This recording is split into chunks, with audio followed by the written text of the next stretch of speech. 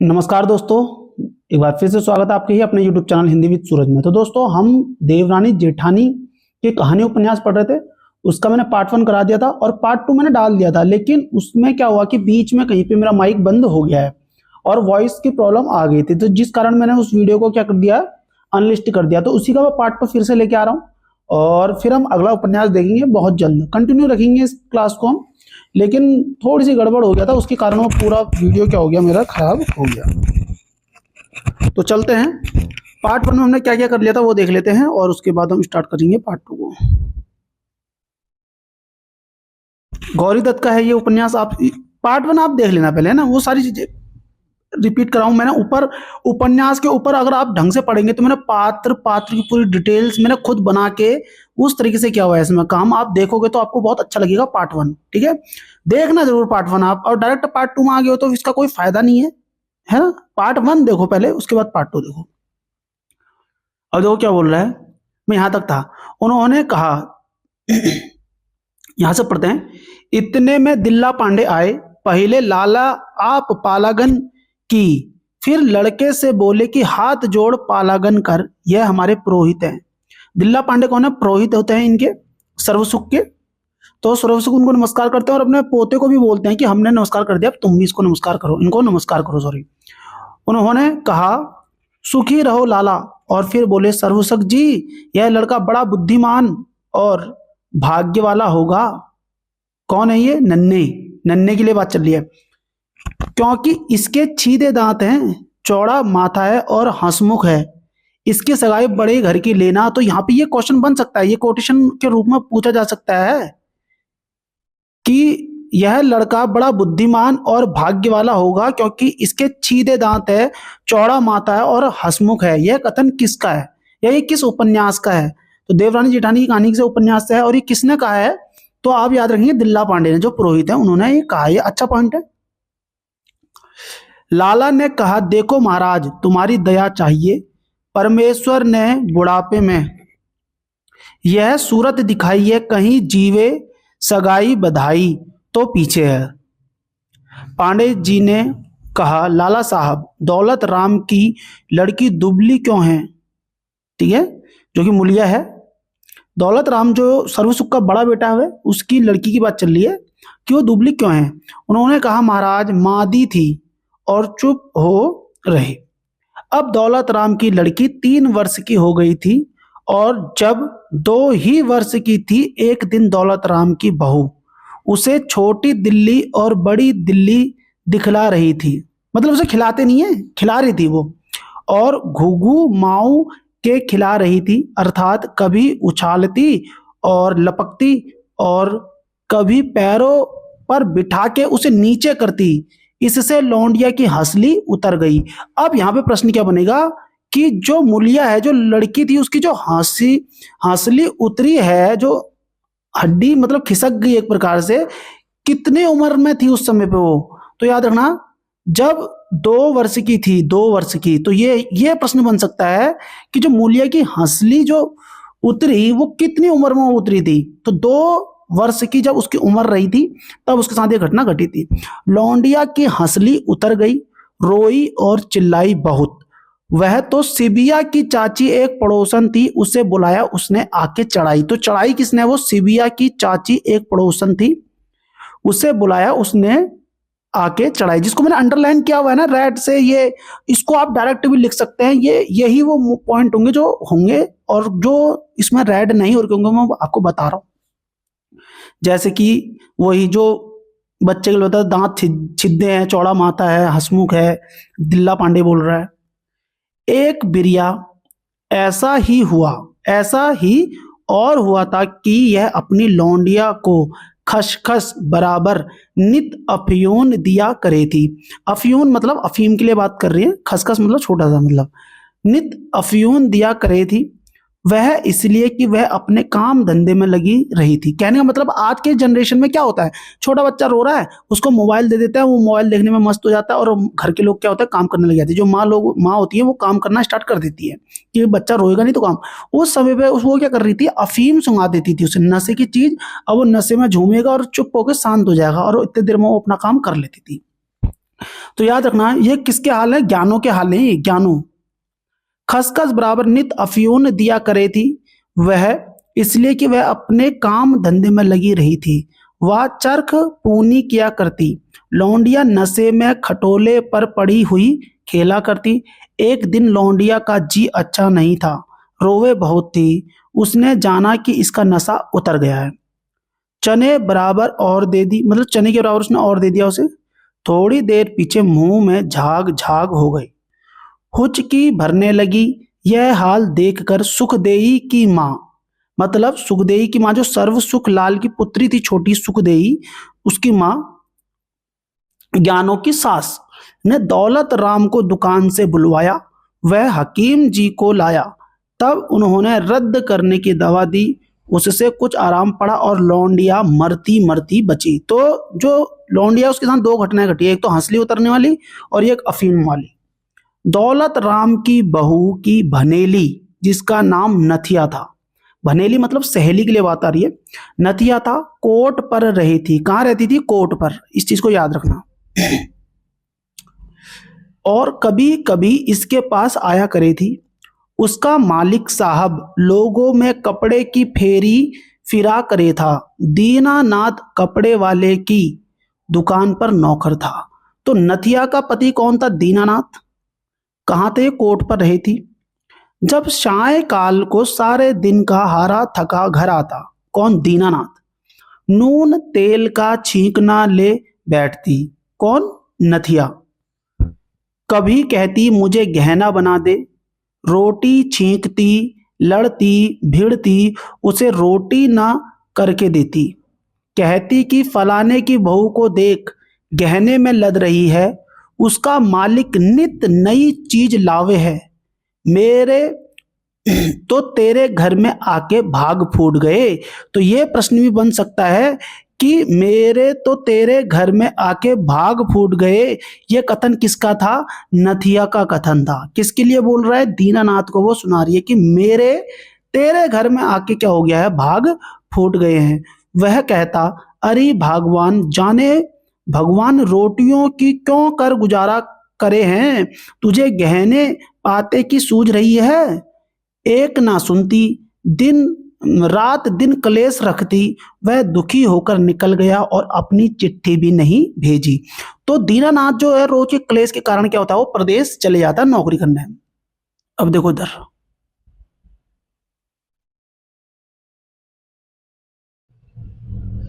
एक मिनट,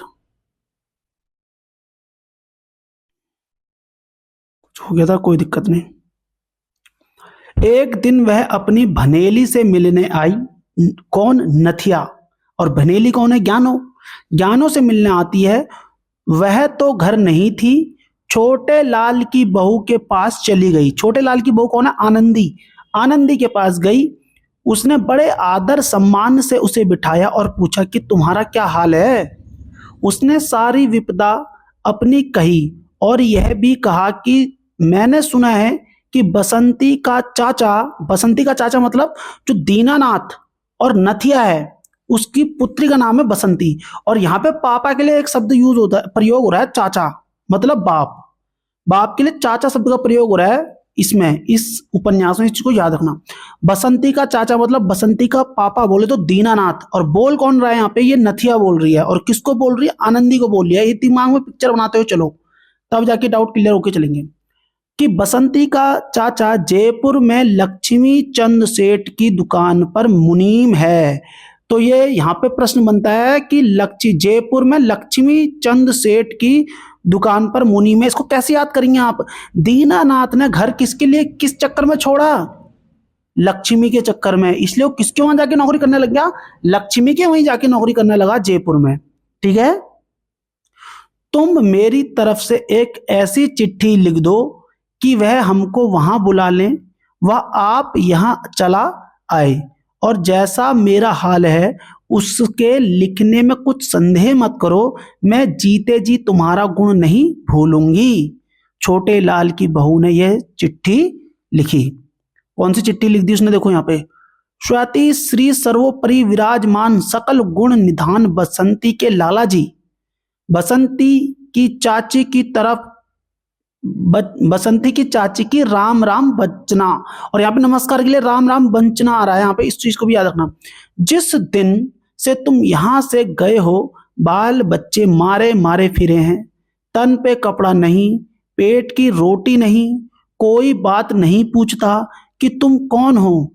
लोग अपने बच्चों को मेले ठेले सैर तमाशे दिखलाते फिरे हैं और तुम्हारे बच्चे गलियों में डकारते फिरे हैं। मेरी विपदा का कुछ हाल मत पूछो। 5 वर्ष तो इतने कठिन मालूम नहीं दिए, परंतु इस काल में जो कुछ था सब बेच खाया। तो ये कितने साल बाद की कहानी के बारे में बता रही है। 5 वर्ष तो इतने कठिन मालूम नहीं दिए, परंतु इस काल में जो कुछ था सब बेच खाया। मतलब घर में जो भी सामान था वो धीरे धीरे बेच रहे होंगे, जगह जायदाद जो भी होगा, तो उससे वो 5 साल तक तो गुजारा हो गया। बोले इसके बाद अब की जो स्थिति है अब तो कुछ भी नहीं है, और यह मुझसे खोटी मती स्त्रियों के पास बैठने से ऐसा हुआ। तो इसके द्वारा लेखक एक संदेश भी दे रहा है कि आप किनके साथ बैठ रहे हो, आपकी संगति कैसी हो रही है। अगर आप ज्यादा ही खराब लोगों के साथ बैठोगे तो आपकी संगति भी खराब होती चली जाएगी। जैसे मैंने किया वैसा मैंने पाया, अब मेरी पहली सी बुद्धि नहीं रही। मेरा अपराध क्षमा करो और हमको वहां बुला लो, या तुम यहां चले आओ। आगे और क्या लिखूं। चिट्ठी लिखी आश्विन बदी 4 संवत 1926। जब यह चिट्ठी उसके पास पहुंची, मतलब दीनानाथ के पास पहुंची, सुनते ही रो पड़ा और फिर वहां से आके अपने सारे कुटुंब को जयपुर ले गया। जयपुर वो लक्ष्मी चंद के वहां नौकरी कर रहा है, ठीक है, कपड़ों की दुकान में मुनीम। दौलत राम की लड़की 3 वर्ष की थी कि एक लड़का हुआ। अच्छा, दौलत राम की एक लड़की 3 वर्ष की थी कि एक लड़का हुआ, मतलब अब उसका एक लड़का भी हो गया। 3 वर्ष की जब वो थी तो एक लड़का और होता है। उसका खुशी हुई, परंतु छोटे लाल की बहू बड़ी मगन हुई और कहने लगी कि हे भगवान, तैने मेरी ऊपर बड़ी दया की। जो लौंडिया सिवाल होती तो मुझे काहे को जीने देती। कहने का मतलब है, अगर देवरानी का तो लड़का है और जेठानी का एक लड़की है, अब बोले कि अगर फिर से इसकी लड़की हो जाती है तो मेरी जान खा देती, कि इसका तो लड़का लड़का हो रहा, मेरा लड़की लड़की हो रही है। तो वो बोले कि लड़का हो गया, हे भगवान उन्होंने अच्छा कर दिया जो इसका इनको लड़का दे दिया, इनका जन्म मतलब इनके घर में बच्चा जो है लड़की के रूप में हो गया, ये बहुत अच्छी बात हो गई, मेरी जान बच गई। उस लड़के का नाम कन्हैया रखा। तो लड़की का नाम इन्होंने मूलिया रखा था और लड़के का नाम इन्होंने रखा था कन्हैया। इस चीज को याद रखना। 3 वर्ष की उम्र में, जब लड़की 3 वर्ष की थी मूलिया, तब जाके एक लड़का हुआ था, और 2 वर्ष की उम्र में उसकी हंसली उतरी थी। इस चीज को याद रखना, ठीक है। रबिया की चाची, क्या नाम, रबिया की चाची थी, उन्होंने वो चढ़ाया था। रबिया थी, सिलिया थी, सिबिया थी, सिबिया। अच्छा, उस लड़के नाम कन्हैया रखा। जो कोई पूछती, री लौंडा राजी है। अच्छे बिच्चे को कहती कि नित मादा रहे, दूध नहीं पीता। ये झूठ बोल रही है लोगों से कि लोग उससे मिले ना, उसे देखे ना, उसे पकड़े ना, कहीं नजर ना लग जाए। वो छुपा के रख रही है अपने बच्चे को, लड़के को, कौन ज्ञान हो। किसी के सामने दूध नहीं पिलाती, ना उसको दिखलाती, गोद में ढक के बैठ जाती, इसलिए कि कभी नजर ना लग जाए।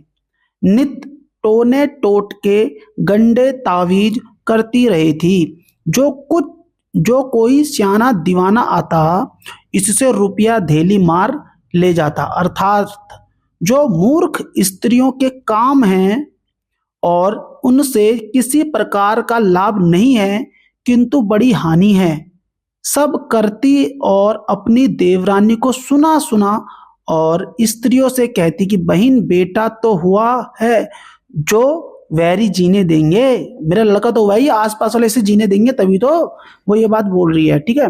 तो इसमें लेखक की कथन भी है, ये याद रखना, जो मूर्ख स्त्रियों के काम है और उनसे किसी प्रकार का लाभ नहीं, किंतु बड़ी हानि है। ये लेखक बोल रहा है। जब छोटे लाल की बहू मादी ही थी कि एक लड़का और हुआ। उसका नाम मोहन रखा। पहले वाले का लड़के का, बड़ा लड़के का नाम क्या था, छोटे लाल के बड़े लड़के का नाम था नन्हे, और उसके जो छोटा लड़का हुआ उसका नाम रखा गया मोहन। तो नन्हे मोहन का जोड़ा हो गया छोटे लाल का। और दौलत राम के दो बच्चे थे, एक लड़की एक लड़का। बड़ी है लड़की मुलिया और छोटी जो है वो लड़का है जिसका नाम रखा गया उन्होंने कन्हैया। इस चीज को याद रखना आप। छोटे लाल की बहू मादी ही थी कि एक लड़का और हुआ, उसका नाम मोहन रखा और उसको धा को इस कारण दे दिया। किसको दे दिया था, याद रखना, धा को, कि बीमारी में बच्चे की मां का दूध सूख गया था। इधर उसका इलाज होने लगा, उधर मोहन धा के पलने लगा। धा का 2 रुपये महीना कर दिया और यह कह दिया कि जब लड़के को तुझसे लेंगे राजी कर देंगे। कहने का मतलब है धा द्वारा उसको मोहन को पालने का किराया कितना मिलता था उसको, तो 2 रुपये महीना मिलता था। इस चीज को याद रखना। वह मलियाने गांव में शहर से 2 कोस अंतर में रहे थी। तीज त्योहार के दिन आती, त्योहारी ले जाती और जब कभी छोटे लाल व उसका लाला घर होते, चवन्नी व अठन्नी धा को दे देते और उसकी लल्लो पत्तो कर देते कि घबराइयो मत, इस घर में तुझे बहुत कुछ मिलेगा, इस घर से तुझे बहुत कुछ मिलेगा। और वह धा जाटनी थी, उसका जाट लाला की दुकान पर पैंट के दिन घी बेचने आया करे था। किस दिन आता था, तो याद रखना, पैंट के दिन। पैंट के दिन, ये याद रखना, ये अच्छा पॉइंट है, ठीक है। पैंट के दिन घी बेचना आया करे था। सो लाला उससे भी कह दिया करे थे कि भाई हमारे तुम्हारे घर की सी बात है और वह लौंडा तुम्हारा ही है, उसको राजी रखना। छोटे लाल की बहू को तो जब ही आराम हो गया था, 5वें वर्ष लड़के को धा से लेने की सलाह ठहरी। तो कितने वर्ष बाद लेने गए हैं लड़के को, 5 साल बाद। एक दिन मुहूर्त दिखला के उसे जाट से कह दिया कि फलाने दिन तुम दोनों 4 घड़ी दिन चढ़े लड़के को लेके चले आओ। वह आ गए। 25 रुपये और दोनों जाटनी और जाट को 5 कपड़े और 1 रुपया उसकी भंगन आदि को देके छोटे लाल की बहू ने जाटनी की गोद से लड़के को अपनी गोद में ले लिया। तो 2 रुपये किराया था धा द्वारा उसको पालने का। जब धा से उसे लेने 5 साल बाद आते तो उसे कितने रुपए देते हैं, 25 रुपये देते हैं। इस चीज को याद रखना आप लोग। और भंगन के लिए उसकी भंगन आदि को 1 रुपये उसकी भंगन आदि को देके छोटे लाल की बहू ने जाटनी की गोद से लड़के को अपनी गोद में ले लिया। उसकी सास ने कहा, बहन तेरे लायक तो कुछ है नहीं, तुझे जो दे सो थोड़ा, आगे तेरा घर है, भगवान इसकी उम्र लगावे, तुझे बहुत कुछ देगा। बहू की गोद में लड़का रोने लगा और कहने लगा, मैं तो अपनी माँ के पास जाऊंगा। सबने कहा यही तेरी माँ है। वह ना माना और जाटनी की गोद में आ गया और कहने लगा कि माँ घर चल। जाटनी आंसू भर लाई और कहने लगी, बेटा यही तेरी माँ है और यही तेरा घर है। सुखदेही की माँ ने कहा, बीबी 2-4 दिन अभी तू यहीं रह, जब परच जाएगा अपने घर चली जाइयो। यह सब जानते हैं कि छोटे बेटे पर बहुत प्यार होता है और पुत्र से प्यारा क्या। जिसके घर में इतना धन दौलत हो उसके लाड़ प्यार का क्या ठिकाना है। जब छोटे लाल दफ्तर से आता बाहर से ही पुकारता, बेटा मोहन। नन्हे बड़ा था, मोहन छोटा था। वह भी घर से भाग जाता और बाप के हाथ में से रुमाल छीन कर ले जाता। उसमें कभी दाल सेवी और कभी बालूशाही और इमरती पाता और माँ को दे देता। माँ बड़े को तो दादी का लाडला बतलाती और छोटे को आप ऐसा चाहती कि 8 पहर अपनी आंखों के सामने रखती, किसी का भरोसा ना करती, जहां आप जाती उसे साथ ले जाती। थोड़े ही दिन में उसे 100 तक गिनती सिखला दी, नागरी के सारे अक्षर बतला दिए। नन्हे की अवस्था 7 वर्ष की थी जब पांडे के यहाँ मुहूर्त करा के अंग्रेजी पढ़ने को मदरसे में बिठला दिया। तो देखो, सबसे पहले तो छोटे लाल ने भी अंग्रेजी पढ़ी थी और छोटे लाल का जो लड़का है नन्हे, उसको भी क्या बोला, 7 वर्ष की अवस्था में जब पांडे के यहाँ मुहूर्त करा के अंग्रेजी पढ़ने को मदरसे में बिठला दिया था। नन्हे की सगाई कई जगह से आई, पर छोटे लाल और उसकी बहू ने फेर फेर दी और यह कहा जब 15-16 वर्ष का होगा तब ब्याह सगाई करेंगे। बाबा दादी ने यह बाबा दादी ने कहा, यह तुम क्या गजब कर रहे हो? जब सियाना हो जाएगा कौन विवाह सगाई करेगा? लोग कहेंगे कि यह जाति में खोटे होंगे जो अब तक विवाह नहीं हुआ। लाचार इनको बुलंदशहर की सगाई रखनी पड़ी और जिस दिन सगाई ली गई और नन्हे टीका करवा के उठा, दौलत राम की बहू उसी समय बाहर से आग लाई, चक्की पीसने लगी, सिर धोया और अपनी मरी माँ को याद कर बहुत रोई। सबने बुरा कहा और दौलत राम भी बहुत गुस्सा हुआ। ठीक है, समझ आ रही बात कि उस दिन उसकी सगाई चल रही है और वो अपने माँ को याद करके रो रही है। मतलब एक तरफ तो खुशी का माहौल चल रहा है और उसने बिल्कुल दुख का माहौल क्या कर दिया, क्रिएट कर दिया है ज्ञानों ने। और याद रखो कि नन्हे की सगाई कहाँ से हो रही है? नन्हे की जो सगाई रखी गई है, बुलंदशहर की सगाई रखनी पड़ी है। इस चीज को याद रखना आप। छोटे लाल की बहू की मामा की बेटी दिल्ली से मेरठ में विवाही हुई आई थी।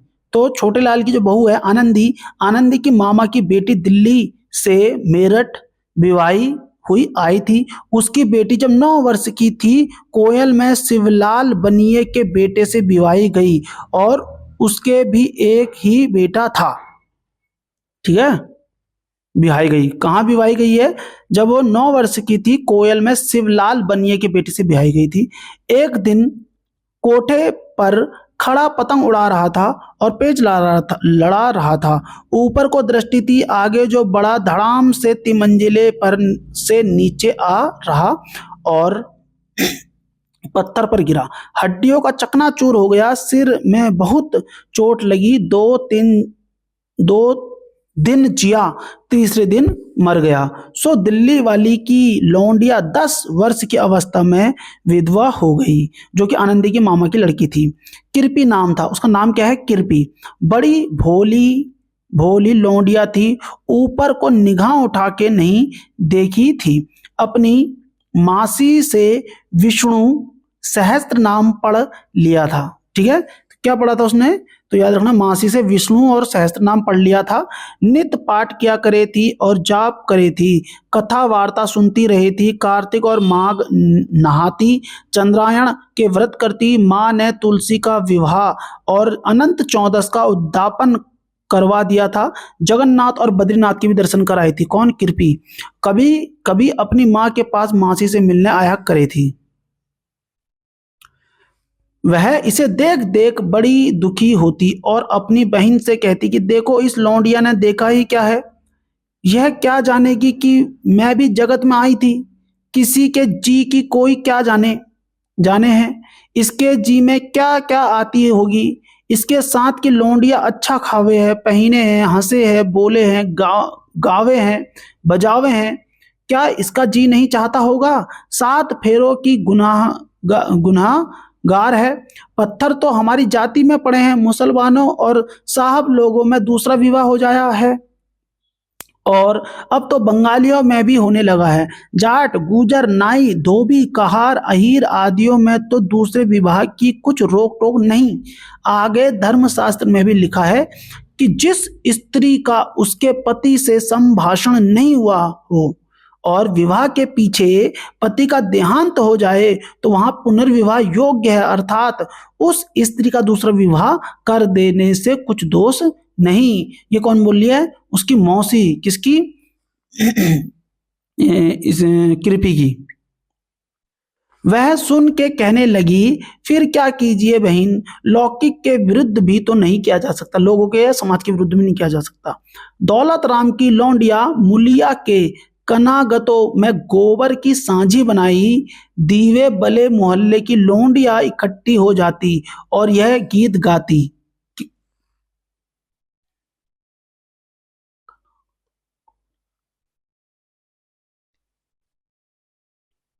सांझी री क्या ओढ़े क्या पहनेंगे, काहे का शीश गुदावेगी। सालू ओढ़ूंगी मसरू पहनूंगी, सोने का शीश गुदाऊंगी। जब गीत गा लेती लौंडिया को चौले बांटे जाते। नन्हे और मोहन भी कभी कभी लौंडियों के पास चले जाते, उनके साथ गीत गाते। उसकी, और ये गीत याद रखना भैया, ये गीत को याद रखो। लो मैं तो छोटा कर देता हूं। साझी साझी री क्या ओढ़े क्या पहनेगी, काहे का शीश गुदावेगी, सालू ओढ़ेगी मसरू पहनेगी, सोने का शीश गुदावेगी। तो एक बार मतलब पहले वाले क्वेश्चन में पूछ रहा है वो क्या ओढ़ेगी और क्या पहनेगी और क्या गुदावेगी, फिर उसका आंसर दे रहे हैं वो शालू ओढ़ेगी मसरू पहनेगी और सोने का शीश गुदावेगी। तो ये पद याद रख लेना। ये गाना किस में आया हुआ, तो ये किस उपन्यास में है, तो आप बोल सकते हैं कि ये देवरानी जेठानी की कहानी उपन्यास में ये है। जब गीत गा लेती तो ये मैंने बोल दिया था, नन्हे मोहन भी गाते थे। उसकी माँ कहती, ना मुन्ना, लौंडे लौंडिया लौंडियों के गीत नहीं गाते। एक दिन बड़ा, मैं तो थोड़ा सा बड़ा कर देता हूं। एक दिन बड़ा भाई तो चला आया था, छोटा भाई वहीं बैठा रहा। नींद जो आई पड़ के सो गया। जब लौंडिया गीत गा के चली गई और मोहन घर नहीं गया तो उसकी माँ आई, देखे तो धरती पर पड़ा सोए है। गोद में उठा के ले गई, घर जाकर देखा तो एक हाथ में कड़ा नहीं है और चोटी के बाल कतरे हुए हैं। उसने अपनी सास से कहा, बहू तेरी कोस कटाई हुई, भगवान जाने किसने लिया और यह काम किसने किया, क्योंकि बाहर से बड़ी लौंडिया भी तो आई थी, परंतु दौलत राम की बहू का नाम हुआ और निसंदेह यह थी भी खोटी। जब कभी लौंडे लौंडियों के साथ खेलते हुए ताई ताई करते, इसके घर जाते, मुंह से ना बोलती, माथे में तिल बल डाल देती। भला बालकों में क्या बैर विश्वाद है, यह तो भगवान के जीव हैं, इनसे तो सबको मीठा बोलना चाहिए। जब कभी लौंडिया मुलिया दीदी के पास जाती, चाची पुकार लेती, दीदी के पास जाती, चाची पुकार लेती, प्यार करके अपने पास बिठाती। जो चीज लौंडों को खिलाती पहले इसको देती और बेटों को बराबर चाहती। लौंडिया को अपने हाथ से गुड़िया बना दी थी, काटने का रंगीन चरखा मंगा दी थी और लौंडियों के साथ इसको भी सीना सिखलाती और एक एक दो दो अक्षर बतलाती जाती। सब लौंडी लारों को दुकान से पैसा पैसा रोज मिले करे था। दौलत राम की बहू ने एक गुल्लक बना रखी थी, सो कन्हैया और मुलिया, हाँ चल रहा है। दौलत राम की बहू ने एक गुल्लक बना रखी थी, सो कन्हैया और मुलिया के पैसे उसी में गिरती जाती। वर्ष दिन पीछे जो गुल्लक तोड़ा तो उसमें 11 रुपए निकले, 11 रुपए निकलते हैं, 11 पैसे लिखा हुआ है, 11 रुपए निकलते हैं। सो मूलिया की झांवर बना दी। तो 11 रुपए गुल्लक तोड़ के जब निकालते हैं तो मूलिया की झांवर बना देती है। ये प्रश्न बनेगा कि गुल्लक से तोड़ के क्या बनाया था, तो मूलिया की झांवर बनी थी। इन बातों में बड़ी चतुर थी और भी इसने इसी प्रकार से 100 रुपये जोड़ लिए थे और वह बाजू दे रखे थे। 11 रुपए भी जोड़े थे और 100 रुपए अलग से जोड़े थे। छोटे लाल की बहू, देखो इसमें ना ये दौलत राम की बहू के अंदर यही एक गुण था, टैलेंट था, वो पैसे को ना स्टॉक कर लेती थी। ये अच्छी बात है उसके अंदर, यह भी बात आएगी भी, क्योंकि ये प्रश्न अगर बन गया ना तो सब लोग जाएंगे पता किस में, आनंदी की तरफ, क्योंकि आनंदी पढ़ी लिखी है और सारे काम अच्छे करते हैं, तो सब लोग सोचेंगे आनंदी करेगी पैसा इकट्ठा, यार उसको तो समझ है। लेकिन यहाँ पे आंसर चले जाएगा क्या, ज्ञानो। और ज्ञानो में तुम्हें बता रहा हूँ बहुत कम लोग लगा के सही आएंगे, क्योंकि ज्ञानो की तरफ तो बुद्धि ही, मतलब वो कम लिखी पड़ी है, उसको इतनी समझ कहाँ पे, लेकिन वो पैसे इकट्ठा करने में एक्सपर्ट है। देखो इतना में छोटे लाल की बहू ने एक पैसा भी नहीं जोड़ा था, यह लौंडों के लाए सब खर्च करा दिए थी। इस कारण केवल जोड़ने और जमा करने के विषय में दौलत राम की बहू सराहने योग्य थी। यह प्रश्न बन सकता है कि जोड़ने और जमा करने के रूप में कौन अच्छी थी, ज्ञानो या आनंदी। तो हर कोई सोचेगा पढ़ी लिखी तो आनंदी है, अच्छी आनंदी है तो आनंदी करेगी, लेकिन आंसर चले जाएगा ज्ञानो। इस चीज को याद रख लेना आप लोग, बहुत बड़ा प्रश्न है, ठीक है। एक दिन मोहन संध्या समय, मोहन कौन है, छोटे लाल का छोटा बेटा।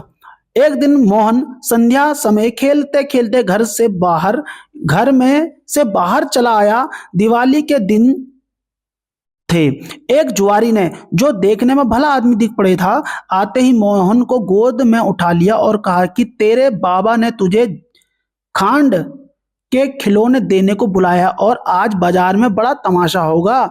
यह बालक ही तो था, बोला मैं अपनी माँ से पूछा हूँ। उसने कहा मैं तेरी माँ से पूछ आया हूँ, तुझे तमाशा दिखा के छोड़ जाऊंगा।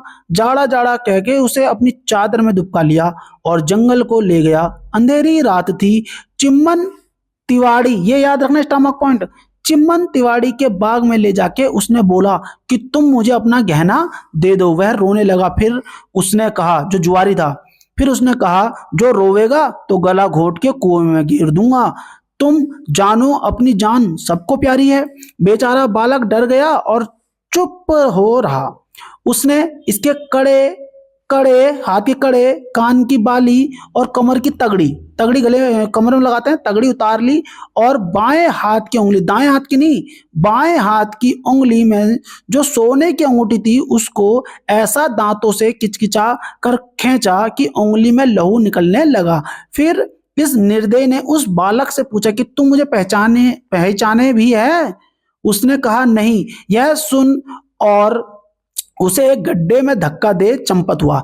इधर उधर जब दिए बल गए, मतलब रात हो गई और दिए जलने लगे होंगे, बल गए और मोहन घर नहीं आया तो वहां तलब बेली पड़ी। दादी मोहल्ले के लौंडों के घर पूछने गई। उन्होंने कहा वह एक आदमी के साथ तमाशा देखने दुकान गया है। दुकान को आदमी दौड़ाया, वहां कहाँ था। यह खबर सुनते ही लाला और दौलत राम दोनों उठे चले आए और दौलत राम भी घर आ गया, सॉरी छोटे लाल भी घर आ गया। मोहल्ले और सारे शहर में ढूंढे फिरे, कहीं कुछ पता न लगा। फिर यह सलाह ठहरी कि कोतवाली में लिखवाओ और ढंडोरा पिटवाओ। इसमें पहर भर रात जाती रही। स्त्रियां रोवें और चिल्लाएं, कभी गंगा जी का प्रसाद और कभी हनुमान के ब्राह्मण बोले। मर्दों के मुंह फक पड़ रहे। औरतों पर गुस्से हो कि लौंडे को इन्होंने खोया कि क्यों गहना पहनाया था। मोहन के जान इनके गहने ने ली है। वो जो पुरुष लोग थे वो बोल रहे हैं कि मर्दों के मुंह फक पड़ रहे। औरतों पर गुस्सा हो कि लौंडों को इन्होंने खोया कि क्यों गहना पहनाया था। मोहन के जान इनकी गहने ने ली थी। अब सबको यही संदेश हुआ कि किसी ने गहने की लालच गला घोंट के कुएं में गिर दिया। बड़े लाल ने जमादार के कहने पर 5-7 पल्लेदार बुलवा, मसाले जलवा सब दरवाजों के बाहर लोगों को देखने भेजा। बागों और मंदिरों के कुओं में कांटे डाल डाल सब जगह देखा। जब तुम चिम्मन तिवाड़ी के बाग में पहुंचे, उस मशाल के साथ दौलत राम था। कुएं को देख जूं ही आगे बढ़े और गड्ढे के पास को निकले तो दौलत राम के कान में किसी बालक के शुभ कने का शब्द सुनाई दिया। उसने कहा ठहरो और इस गड्ढे में देखो। देखा तो एक और बालक सुबक रहा है। उसी समय हुसैनी पल्लेदार कूद पड़ा। तो कौन कूदा था? दिखा बच्चा सबसे पहले किसको? हम बोलेंगे ये तो दिखा था उसके ताऊजी को, दौलत राम को। लेकिन उसको लेने के लिए कूदा कौन? हुसैनी पल्लेदार। और ये किस बाग की घटना है? तो ये चिम्मन तिवाड़ी के बाग की घटना है। मोहन मोहन कह उसे उठा लिया और ऊपर ले आया। देखा तो सारा शरीर लहू लुहान हो रहा। इसका कारण यह था कि उस गड्ढे में एक कीकड़ का पेड़ था। किसका पेड़ था? कीकड़ का पेड़ था। जब उस निर्दयी ने धक्का दिया था वह कांटों पर जा गिरा था। फिर उसे घर ले आए। बाबा ने देखते ही छाती से लगा लिया। लोगों ने कहा लाला साहब मोहन का तो नया जन्म हुआ है। लाला ने पूछा मुन्ना तुझे कौन ले गया था? उसने सारा हाल बताया और कहा कि मैं उसे पहचानता नहीं। लोग बोले यही बात अच्छी हुई कि मोहन को घर में भेज दिया। माँ दादी गले लगा के बहुत रोई। इतने में छोटे लाल भी जो मसाल लेके ढूंढने गया था आन पहुंचा और मोहन को देख बड़ा आनंद हुआ। दौलत राम की बहू सबके सामने कहने लगी कि अब मेरे जी में जी आया है। भगवान ने बड़ी दया की, परंतु मन की बात परमेश्वर ही जाने। ये स्टमक पॉइंट है कि जो मोहन खोया है उसको पाने के बाद ये बात किसने बोली है कि अब मेरे जी में जी आया। हमें लगेगा ये आनंदी का लड़का खोया था, खोया तो आनंदी का बच्चा है, तो आनंदी बोल रही होगी, लेकिन ये कायदे से ताई बोल रही है ज्ञानो कि बहू के सबके सामने कहने लगी कि अब मेरे जी में जी आया है, भगवान ने बड़ी दया की, परंतु मन की बात परमेश्वर ही जाने। लाला साहब या लाला ने सब लड़की बालों के कड़े बाली उतरवा दिए और कह दिया कि फिर कोई पहनाने पावे, फिर कोई नहीं पहनाने पावे। अगले दिन 5 रुपए के लड्डू मोहल्ले और बिरादरी में बांटे गए। तो 5 रुपए मिलने पर बांटे थे। और मोहन का धागा किराया कितना था, 2 रुपए महीना। लास्ट टाइम उसे 25 रुपए देते हैं, याद रखना, और 1 रुपए भंगाने के लिए देते हैं। दौलत राम की लड़की का संबंध अतरौली में चुन्नी लाल कसेरे के बेटे से हुआ था। ठीक है, दौलत राम की जो लड़की है जिसका नाम क्या है, मुलिया, उसका संबंध अतरौली के चुन्नीलाल कसेरे के बेटे से हुआ था। उन्हीं दिनों किसी ने लाला सर्व सुख जी से कहा कि लाला जी तुमने कहाँ सगाई कर दी, वह तो तुम्हारी बराबरी के नहीं, बारात भी हल्की लावेंगे। उन्होंने उन्होंने यह उत्तर दिया था कि भाई मैंने तो घर वर दोनों अच्छे देख लिए हैं। उनका बड़ा कुटुंब है, सादा चलन है, लड़का लिखा पढ़ा है, दुकान का कारोबार अपने हाथ से करे है और बड़ा चतुर है। रुपया पैसा किसी की जाति नहीं, ये स्टॉक पॉइंट है, रुपया पैसा वाली बात। रुपया पैसा किसी की जाति नहीं, ऊपर की टीप टाप अच्छी नहीं होती। मनुष्य को चाहिए कि जितनी चादर देखे उतने पांव पसारे। मुझे यह बात अच्छी नहीं लगती जैसे और हमारे बनिए हाट हवेली गिरवी रख के वह दुकान में से 1000-2000 रुपये जो बड़ी कठिनाई से पैदा किए विवाह में लगाकर बिगड़ जाते हैं। अब मुलिया का विवाह फुलेरा दोज का ठहरा गया। तो देखो मुलिया का विवाह कहाँ हो रहा है, अतरौली में चुन्नी लाल कसेरे के बेटे से। अतरौली में मुन्नी का अतरौली, मुन्नी चुन्नी ऐसे याद रख सकते हो, मुन्नी और चुन्नी, मुन्नी और चुन्नी, मुन्नी से मुलिया कर देना और चुन्नी से चुन्नी लाल के बेटे से, अतरौली के चुन्नी लाल के बेटे। दिन के दिन बाराती आई। जब बारात चढ़ ली और जनवासे में जा ठहरी, जनवासा होता है जहां पे बारातियों का रुकने का स्थान होता है, जनवासा में जा ठहरी। गाड़ी वालों को भूसा दिलवा दिया गया। 51 रुपये नगद, सोने के 5 गहने दिए थे और 51 रुपये नगद। 300 रुपये की मालियत, 5 बर्तन, जरी का जामा, एक घोड़ा और पालकी यहां से खेत में गया। जब खेत दे के लौटे तो यह कहते आए कि लाला साहब जमीनी की जल्दी करो, 10 बजे से पहले के फेरे हैं, ऐसा ना हो कि लगन टल जाए। जब बारात जमीने को आई तो नौशा इसलिए नहीं आया कि क्वारे नाते नहीं जिमाते हैं। सत पकवानी हुई थी, सबने प्रसन्न होकर खाया और जब जी चुके मड़े के नीचे फेरों को बैठ गए। दिलाराम पांडे और एक ब्राह्मण ने समधियों की ओर था मिलकर विवाह करा दिया। फेरों पर से ऊंट के भूर बांटी और फिर समधी जनवासी में चले गए। जब कोई पहर भर दिन रात चढ़ा, बारात में से लड़कों को बुला भेजा कि बस्यावल जिम जाओ। दोपहर पीछे बेटी वाले के यहाँ से नौतनी गई। रात को बाराती ताशे बजवाते, जाजकियों से गवाते, अनार और महाताबी छोड़ते जिमने आए। अगले दिन जब बरी पूरी होली विदा की ठहरी, उस समय लाला सर्वसुख जी ने यह सब बारातियों के 1-1 रुपये नारियल टीके किया। उसमें बड़ी वाहवाह रही। 21 तियल, 1 दोशाला, 11 बर्तन, एक बड़ा भारी टोकना, कुछ रुपये नगद और पकवान आदि उस समय समधी को दिया और कमीनों को ले दे। लाला सर्वसुख और दौलत राम ने हाथ जोड़ के कहा कि लाला साहब हमसे कुछ नहीं बन आया, तुमने हमको ढक लिया।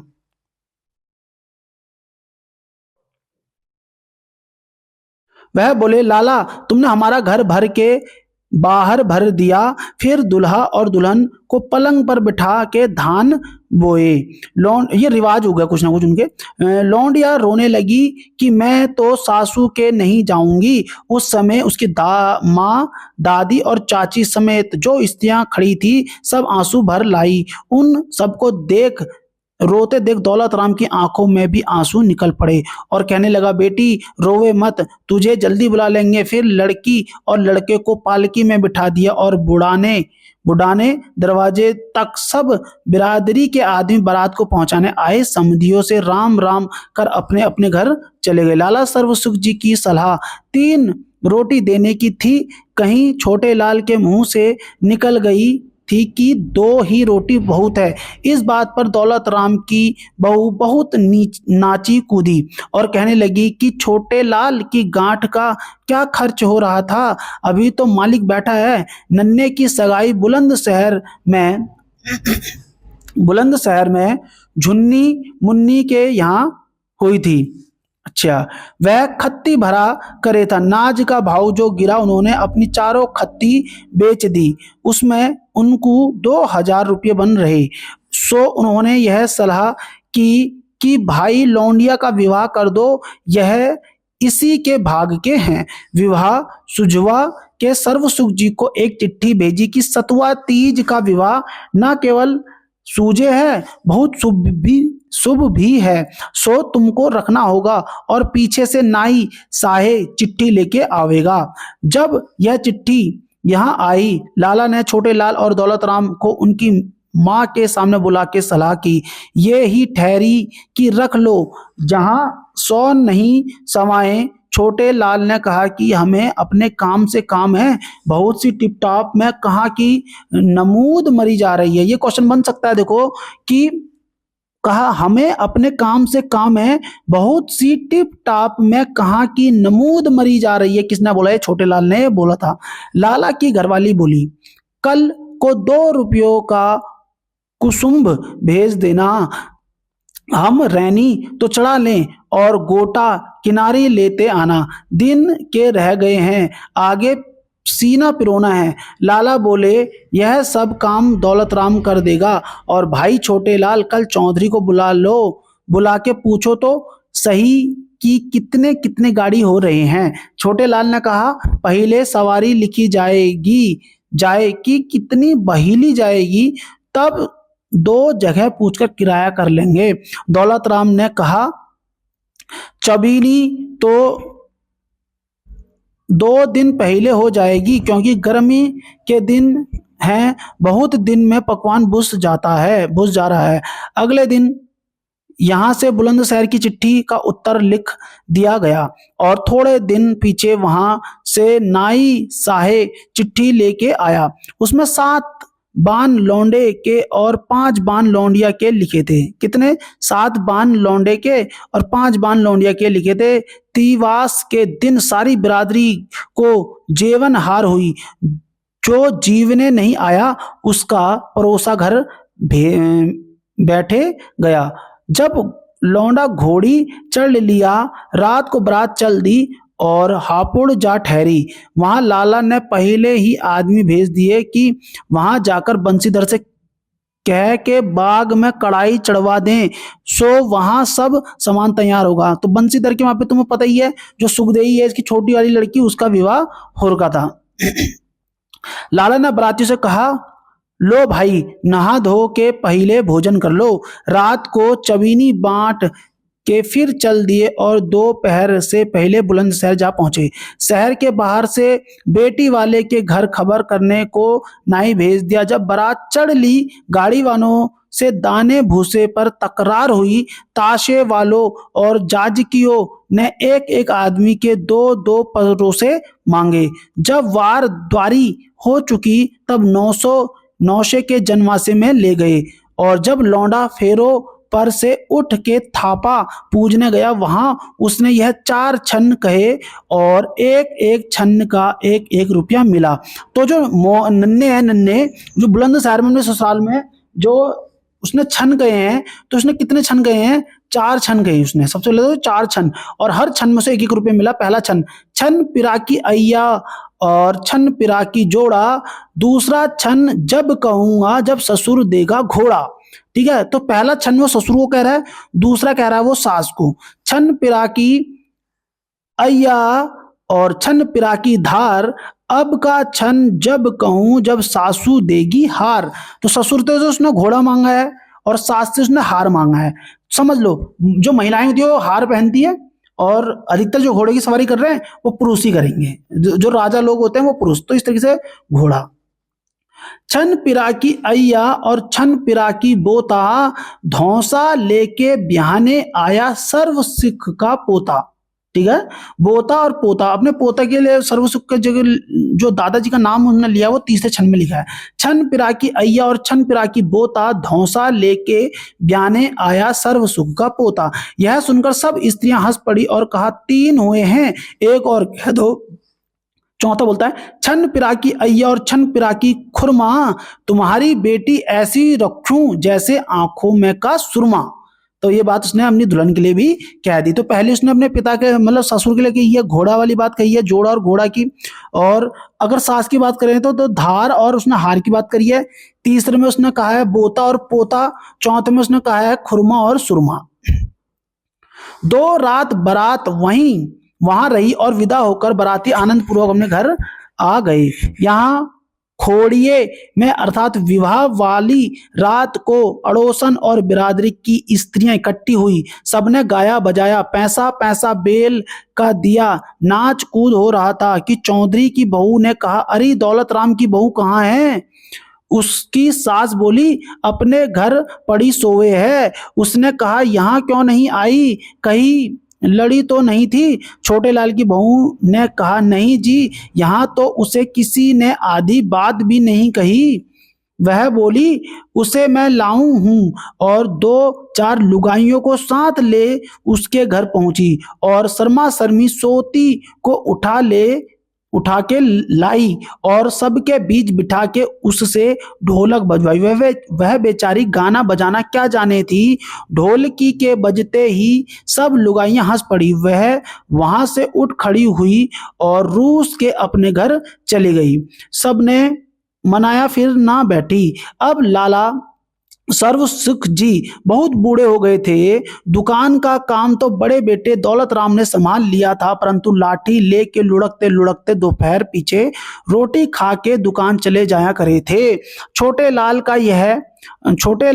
यह कहा करे था कि लाला जी, अब तुम बैठ के भगवान का भजन करो और इस जगत की माया मोह को छोड़ो। छोटी बहू ससुरे के बड़ी टहल करे थी, बिछोना बिछाना, धोती धोना, रात को गर्म दूध करके पिलाना, यह सब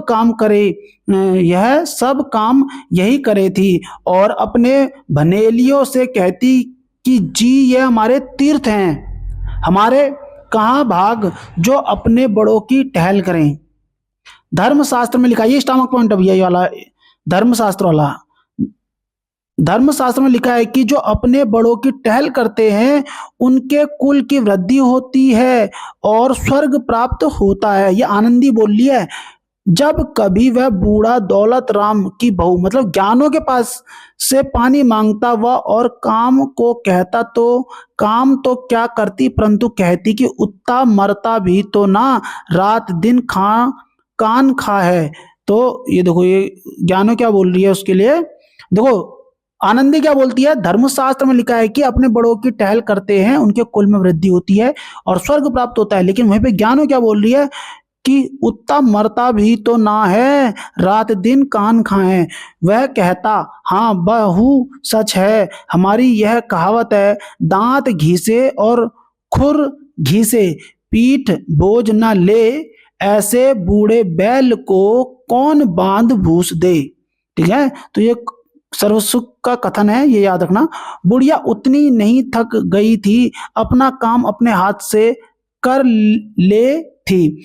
छोटे लाल की बहू से कहा करे थी कि अरे तेली के बैल की तरह दिन भर इतना मत पिले, मादी पड़ जाएगी तो हमें पानी कौन पकड़वाएगा। और बहू हमारे पक्के पात हैं, आज मरे कल दूसरा दिन, तेरा कच्चा कुनबा है। इस बात पर दौलत राम की बहू कहती कि देख बुढ़िया, दो जगन को छोटी बहू को कैसी चाहिए है। तो देख लो यहाँ पे दौलत राम की बहू कहती कि देख बुढ़िया, दो जगन को छोटी बहू को कैसे चाहिए है। एक दिन बैठे बिठाए बड़े लाला को ताप चढ़ आई, तीसरे दिन खांसी हो गई, फिर सांस हो आया। हकीम जी को बुलाया, उन्होंने नाड़ी देख के कहा कि लाला सर्वसुख जी की अब रामनगर की तैयारी है, औषधि में बतलाए देता हूँ, पिलाओ। और लाला से बोले कि लाला सर्वसुख जी, अच्छा समय है कि भगवान की दया से बेटे पोते मौजूद हैं। वह बोले हकीम जी, कोई ऐसी औषधि दो कि अब की बरिया में बच जाऊं और दौलत राम और छोटे लाल को समझा या का साझा बांट दूं, मतलब हिस्सा कर दूं। मैं जानू हूं कि मेरे पीछे फजीता होगा। हकीम जी तो चले गए। लाला बेटे और पोतों की ओर देख आंसू भर लाए। उन दोनों का जी भर आया। बेचारी बुढ़िया रोने लगी। छोटे लाल ने कहा कि लाला जी घबराओ मत, भगवान ने चाहा तो अच्छे हो जाओगे। अगले दिन गोदान कराया और गंज की दुकान पुण्य करके पुरोहित को दे दी। तो देख लो इधर, गंज की दुकान पुण्य करके पुरोहित को कहाँ की दुकान दे दी, गंज की दुकान। पांचवें दिन लाला का हाल बेहाल हो गया। जब नाड़ी बहुत मंद पड़ गई, गंगा जल मुंह में डालने लगे और फिर जमीन पर उतार कर पंचरत्न मुंह में डाला। जब लाला काल कर गए, काल मतलब उनकी मृत्यु हो गई, पांचवें दिन की बात है। देखो ये बेटे हाय लाला जी कहते हुए बाहर आन बैठे। मुर्दे के चारों ओर स्त्रियां घिर आई और रोने पीटने लगी। बाहर जब मोहल्ले और बिरादरी के लोग इकट्ठा हो गए, विमान बनाने की ठहरी, ताशे वाले और जाजकी बुलाए गए।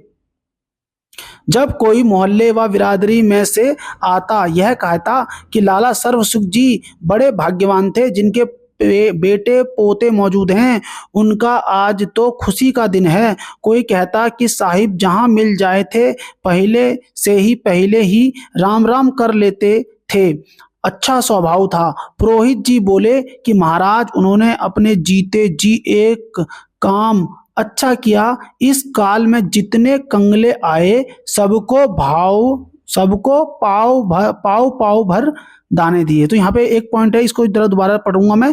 पुरोहित जी बोलते महाराज, उन्होंने अपने जीते जी एक काम अच्छा किया। इस काल में जितने कंगले आए, सबको पाव पाव भर दाने दिए।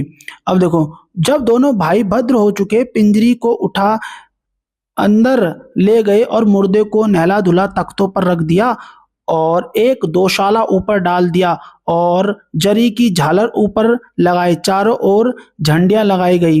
एक पोते को घड़ियाल बजाने को दी। शेष दोनों में से एक को शंख, दूसरे को घंटा दिया। तो यहाँ पे देखो, एक पोते को तो घड़ियाल बजाने को दी, दोनों में से एक को शंख दे दिया और दूसरे को क्या दे दिया, घंटा। घंटा, शंख और घड़ियाल, ठीक हो गया।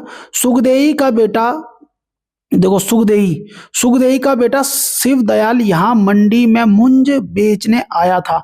सुखदेही कौन है, सर्वसुख की छोटी बेटी, और उसका बेटे का, सुखदेही का लड़के का नाम क्या है, शिव दयाल। अब देखो, सुखदेही का एस और शिव दयाल का भी एस, याद रख लो, सुखदेही का एस और शिव दयाल का भी एस। सुखदेही हापुड़ वाली है ये, ठीक है, हापुड़ की। नाना का मरना सुनते ही भाग आया। लोग बोले साहेब देवता भी आन पहुंचा, इसके हाथ में मोरछल दो, मोरछल।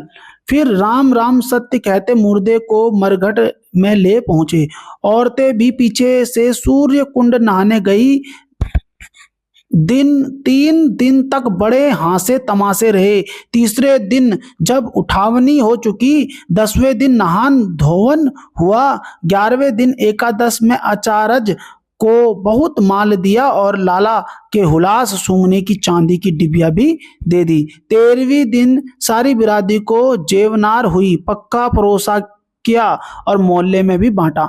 अगले दिन छोटे लाल नौकरी पर जाने लगा। दौलत राम दुकान के धंधे में लग गया। बुढ़िया अब सुस्त रहने लगी। दौलत राम की बहू के अभिमान का कुछ ठिकाना नहीं रहा। ऐसी बढ़कर बातें मारती और कहती कि जो कुछ करे है मेरा ही मालिक करे है, और यह सारी मेरी ही मालिक की कमाई है। जो चीज लाला के सामने छोटे लाल के घर दुकान से आया करे थी, आना बंद हो गई। बुढ़िया भतेरा कहती, पर उसकी कौन सुने था। बहू के सिखाए में आके दौलत राम की दृष्टि भी फिर गई। छोटे लाल ने एक दिन अपने घर में सलाह की, भाई तो सारा माल मता दबा बैठा, साझा बांटने के नाम से बात ही ना करता। अब क्या करें। उसने कहा, सुनो जी, हम क्या छाती पर रख कर ले जाएंगे और आगे कौन ले गया है। बिरादरी वाले कहेंगे कि बाप के मरते ही फजीता हुआ। जब तक बुढ़िया बैठी है चुप ही रहो, आगे जो होगा देखी जाएगी। भगवान का दिया हमारे यहाँ भी सब कुछ है। बाप को मरे 6 महीने बीते कि बुढ़िया मर गई। तो याद रखना, सर्व सुख के मरने के बाद कितने माह बाद उसकी पत्नी भी मर जाती है, तो 6 माह बाद ही उनकी पत्नी भी मर जाती है। दौलत राम की बहू बोली, बाप का मरना तो बड़े बेटे ने किया, माँ का मरना छोटा बेटा करेगा। चौधरी की बहू ने कहा कि दुकान तो अभी साझे में है। उसने बोली कि है किसका साझा, अपना खाना अपना पीना।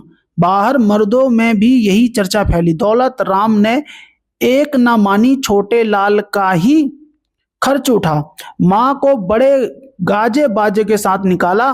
पहले से अच्छी बिरादरी की जेवरात कर दी, जेवन हार कर दी। जब छोटे लाल ने देखा बड़ा भाई किसी प्रकार से नहीं मानता, साझा बांटने के नाम लड़ने को दौड़े है, एक वकील की सलाह से तकसीम की अर्जी दे दी। इस पर जवाबदेही दौलत राम ने की, यह सब मेरा पैदा किया हुआ है।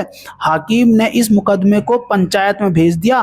पंचों ने न्याय की रिक्ति से आधा बांट दिया। दौलत राम को पंचों का अंगीकार करना पड़ा, क्योंकि उन्होंने समझा दिया कि जो तुम इसके ना मानोगे और आगरे की सुध धरोगे तो बिगड़ जाओगे। मंडी की दुकान दौलत राम के पास ही रही। तिस पर भी दौलत राम की बहू कहने लगी, हमको पंचों ने लुटवा दिया। जिस हवेली में दोनों भाई रहे थे छोटे लाल के हिस्से में आई, इस कारण दौलत राम को दूसरी हवेली में जाना पड़ा। जिस दिन दौलत राम की बहू उठ के गई, चलती चलती 2 खिड़कियों के किवाड़, कितनी खिड़कियों के, 2 खिड़कियों के किवाड़ चौखट उतार के ले गई या ले चली। जो ही दोवारी पहुंची, चौखट से ठोकर खा के गिरी। बोली, हे भगवान, उत्ते बैरी यहाँ भी चैन नहीं देते, और बड़बड़ करती चली गई। और ये उपन्यास हो गया समाप्त। तो कल की जो वीडियो आएगी वो आएगी इसकी मॉक टेस्ट की। तो अब आपने दोनों पार्ट पढ़ने हैं, और उसके बाद जो मॉक टेस्ट में 50 से 60 क्वेश्चन है उसको लगाना, और 60 क्वेश्चन लगा लिए और ये पढ़ लिया तो ये डाउट हमारा मतलब वाला उपन्यास भी कंप्लीट और हमारे सारे पॉइंट भी कंप्लीट हो जाएंगे। तो मिलते हैं नेक्स्ट वीडियो में। Thank you, bye bye.